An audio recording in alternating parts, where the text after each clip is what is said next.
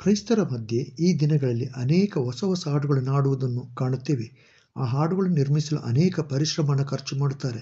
ಆದರೆ ಈ ರೀತಿ ಹಾಡುವಂಥ ಹಾಡುಗಳು ಜನರನ್ನು ತಲ್ಲಣಗೊಳಿಸಿದೆಯಾ ಅಥವಾ ದೇವರೊಂದಿಗೆ ಹೆಚ್ಚಿನ ಬಾಂಧವ್ಯವನ್ನು ಬೆಳೆಸಿದೆಯಾ ಎಂದು ಪರಾಮರ್ಶಿಸುವುದಾದರೆ ಅದು ಪ್ರಶ್ನಾತೀತವಾಗಿರುತ್ತದೆ.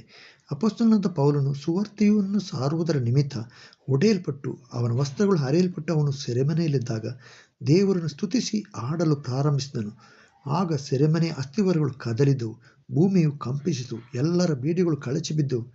ಸೆರೆಯ ಯಜಮಾನನು ಆ ದಿನವೇ ಯೇಸುವನ್ನು ನಂಬಿ ರಕ್ಷಣೆ ಹೊಂದಿದನು. ಪ್ರಿಯರೇ, ಸೆರೆಮನೆಯಲ್ಲಿ ಪೌಲನು ಹಾಡುವಾಗ ಮೈಕ್ ಇರಲಿಲ್ಲ, ಗಿಟಾರ್ ಇರಲಿಲ್ಲ, ಕೀಬೋರ್ಡ್ ಇಲ್ಲ. ಯೇಸು ಕ್ರಿಸ್ತನಿಗೋಸ್ಕರ ಪೆಟ್ಟುಗಳನ್ನು ತಿಂದು ಕಷ್ಟಗಳ ನಡುವೆ ಸ್ತುತಿಸಲು ಪ್ರಾರಂಭಿಸಿದರು. ಆವಾಗ ಸೆರೆಮನೆಯಲ್ಲಿ ಅದ್ಭುತಗಳು ನಡೆಯಿತು. ಯಾವ ರೀತಿಯ ಹಾಡುಗಳಿಗೆ ಶಕ್ತಿ ಇದೆ?